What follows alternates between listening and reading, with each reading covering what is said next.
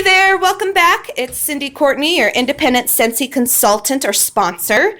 Today is a Thursday for me that I'm making this video, not necessarily when you're viewing it, but for me on Thursdays, the way that I work my business, since I'm usually home all day or most of the day on Thursdays, is I spend my time either making samples, possibility packets, hostess packets, filing away orders, cleaning up my office, things like that. And every month, at least one Thursday a month, I spend time making samples, and that is this Thursday for me. I always am making my scent of the month samples, which I've already done, that I mail out for people who like to get the scent of the month sample. And then depending on how many samples I need, I spend my time making other samples for new Scentsy customers, current Scentsy customers, and like today, Scentsy customers who come to specifically a home party or an event or a open house if I have an open house. I like to give all my customers a thank you for coming, even if they don't order, just to let them know I appreciate them and I appreciate their business. And this is by no means my idea. I did find this idea by researching on YouTube other ways to make Scentsy samples. And I just wanted to share with you the way that I make them. I've done some trial and error of making these Scentsy suckers and have found the best way that works for me, where I can use my time efficiently, get the most done, make it as simple as possible and still look cute, and a way to give out an awesome sample to my customers. So I'm just going to walk you through step by step of how to do this and hopefully give you some ideas of how to utilize the Scentsy products you have on hand to work your business.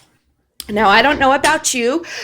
Ari has already gone through a bunch of these, but over the years, I've collected a ton of the party size testers. I've been with Scentsy for over 3 years, so that's a bunch of different catalog seasons. And each season we get new scents, and old scents retire, new scents come out or return, and so you get all these party testers. And Aria here loves to be my helper, and she's going to show you guys a simple way of getting the wax out of the container that we have found.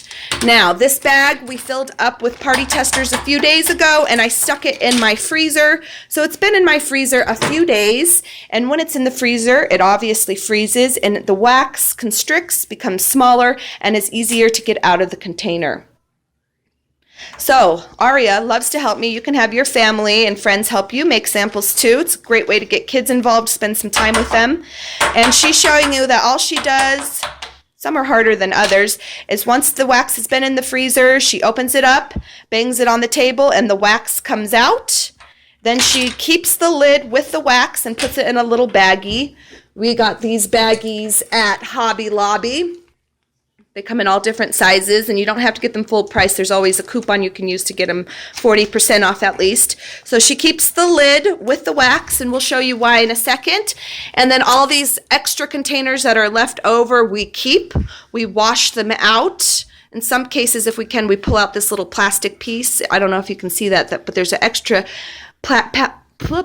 plastic piece in there that the wax goes in, and so then we use these to put washer whiffs in, or body souffle samples, or any of the groom's line samples, laundry liquid, things like that. So it's a great way to utilize your products that you already have and not have to go out and spend more money to make samples. Oh, she's showing us right here. This is what it looks like when you pull that plastic piece out. So then this piece you can just throw away inside, and the other part, clean it off.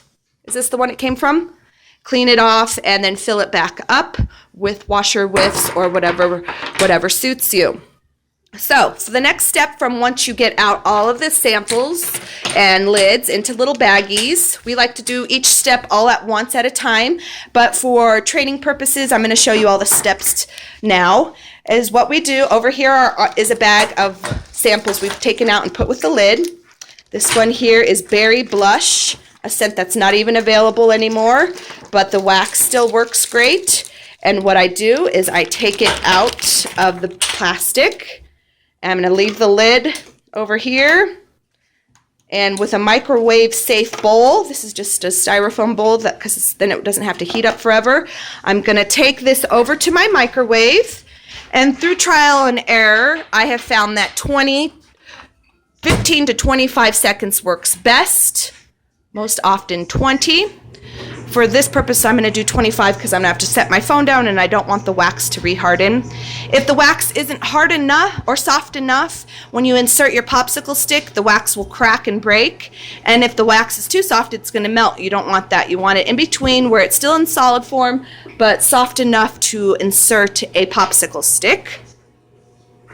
Okay, so that's 20 seconds, I believe. I'm going to take that out here. As you can see, it's still in its solid form. I'm going to set my phone down so I can show you how I do this. So I bought these popsicle sticks at Michael's in the bakery section. They're made for cake pops or whatever, but you can use them for that. They are normally $5, but again, I used a coupon to get them 50% off. I take my stick. I hold my wax with my thumb in the middle so that I can kind of guide the stick in there. And then I just press the stick in. As you can see, it's going in there. If you put your fingers on both sides, it will help guide the stick to stay in the middle and not pop out on the side. Once it's more than halfway through, I'm finished. Here's my sucker. Super cute. Then I take my lid here with my sticker of what the scent is of the wax, and I take the sticker off. They're pretty easy to get off. I usually have no problem getting them off. And I use this because then it has the name of the scent as well as the Scentsy logo. Some of them are the old Scentsy logo because it's old testers, but that's okay. Now what I have found works best for me, but do it however you like, is I put the sticker on the wax before I stick it in the bag.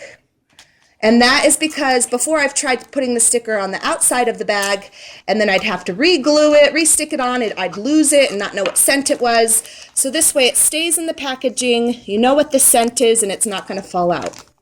Okay, and so now it's in its bag. Then once it's in its bag, or you could do this before you put it in the bag, but I always just do it when it's in the bag, is I cut off the very end of my bag. You can use whatever type of bags you want, but I like to use these in case I don't finish all.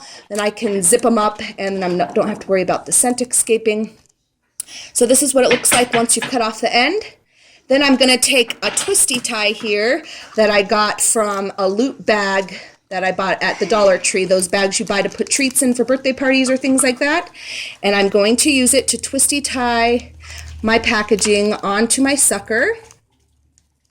And then it's easy for the customer to get off. Okay, there it is. And then from here you could decorate it however you like to.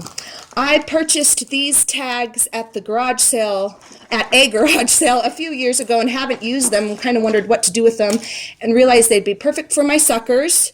They say thank you on them, and they have some cute ribbon. So it's perfect for the purpose of these suckers, is to thank people for coming to my home party or my event or my open house. It's a cute presentation. With the different holidays, I've changed up my ribbon that I put on there. At Christmas time, I put red and green ribbon with a little bell or some holly on there to dress it up. Halloween, you can do orange and black curling ribbon, make it cute. Whatever you have on hand and works best for you. Don't feel like you have to spend a lot of money. But here it is. It says thank you on the tag and looks cute. And then the final step for your sucker is you want to make sure you label it with a label that says something like this: warm me, heat me, but please don't eat me. That way, if this sucker falls into a kid's hand or someone who's not familiar with Scentsy, then they have at least been warned not to eat the wax. So I like to stick this on the very back of the sucker on the packaging. It's big enough where it will fit. You could also stick it on the stick with another label that has your information. I've done that a few times, but I've found that sometimes those stickers slide off the stick. So here it stays nice and neat. Then this is the front where it has the Scentsy logo, the name of the wax, and a thank you. It's a really cute presentation. Everyone I've ever given one of these to has loved it and oohed and awed over how cute it is.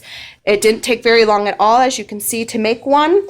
It is a little time consuming to make a bunch at once, but you can do it however you want. If you have a party coming up and only want to make 10, you could do that, or like how I do it, and I make all mine up at once so I don't have to worry about them the rest of the year. So here are some of my suckers that I've made. And then a cute way to present them at your parties or vendor events or home parties or open houses is I bought this floral foam, again at the Dollar Tree, one of my favorite places to buy business supplies, and I've just stuck them all in there. This is actually just a piece of floral foam. I didn't even have a full piece to show you, but what I've done in the past is bought the ball-shaped floral foam, painted a floral pot, like a silver color or cute color, and stuck that on there and then put all the suckers on it so it looks kind of like a sucker tree. So you could decorate it however you want with the season that's going on currently.